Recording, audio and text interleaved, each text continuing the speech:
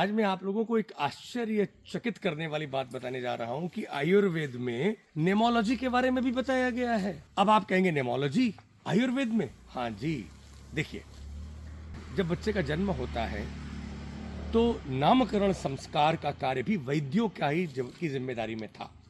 अपने यहाँ जो अष्टांग ब्रांच है उसमें जो काय बाल जो ब्रांच है उसमें इसका वर्णन आता है। और चरक संहिता के शारीर स्थान के 8वें अध्याय में 50वां श्लोक है। उसमें आचार्य कहते हैं, कुमारस्य पिता द्वे नामानि कारयेत।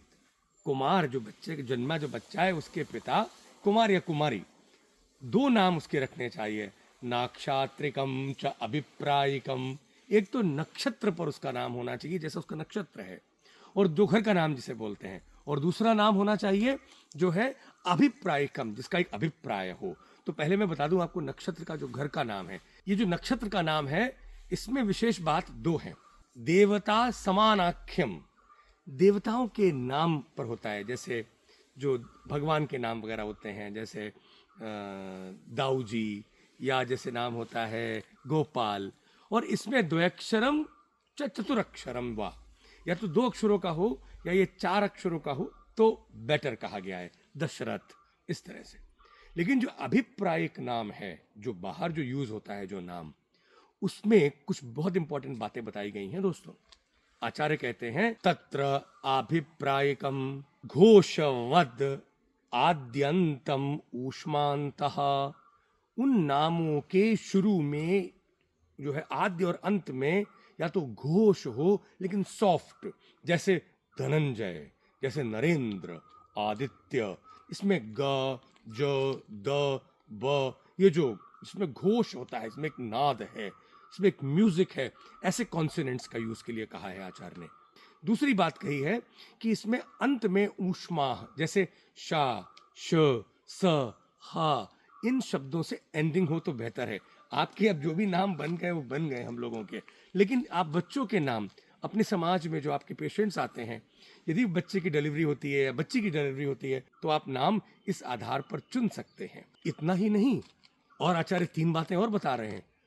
कह रहे हैं अवृद्धम, नाम बहुत ओल्ड स्टाइल का नहीं होना चाहिए। देखिए, फैशन तब भी होता था, हर समय पर नाम का एक ट्रेंड चलता है हर एक 100 साल में। तो नाम जो है वो कॉम्प्लिकेटेड ना हो और बड़ा पुराना टाइप का ना हो।